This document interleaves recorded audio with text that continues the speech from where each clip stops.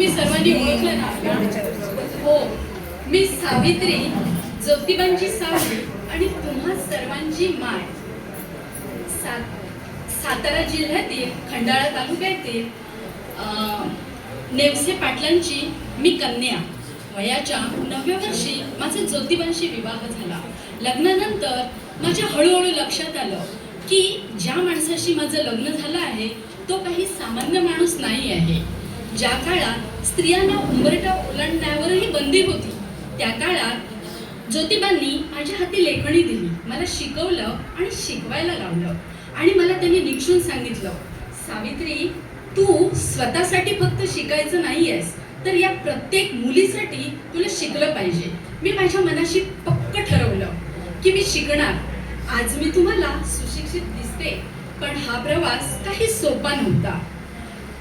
1 जानेवारी 1848 साली मी आणि आमच्या ज्योतिबांनी पुण्याच्या भिडेवाड्यात मुलींसाठी पहिली शाळा सुरू केली. त्या शाळेत मी पहिली भारतीय महिला शिक्षिका झाले आणि मुख्याध्यापिका सुद्धा. मी शाळेत जायला लागले, लोक माझ्यावर दगड फेकू लागले, चिखल फेकू लागले, पण मी घाबरले नाही. माझ्या अंगावर शेण सुद्धा लोकांनी टाकले, मी डगमगले नाही आणि ज्ञानाची ज्योत विझू दिली नाही. मी माझ्या पिशवीमध्ये नेहमी एक साडी घेऊन जात असे. शाळेत गेले की ती साडी बदलत असे आणि पुन्हा मोठ्या जोमाने माझ्या लेकींना शिकवायला उभी राहत असे. मी माझी साडी बदलली, पण या लेकींना शिकवण्याचा निश्चय मात्र मी बदलला नाही.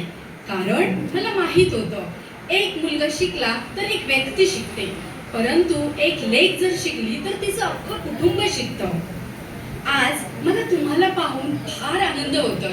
या माझ्या लेकी शिक्षिका आहेत, डॉक्टर आहेत, इंजिनियर आहेत, आकाशाला गवसणी घालत आहेत आणि देशाची राष्ट्रपती सुद्धा आहेत. आज मी प्रत्येक सुशिक्षित स्त्रीमध्ये जिवंत आहे.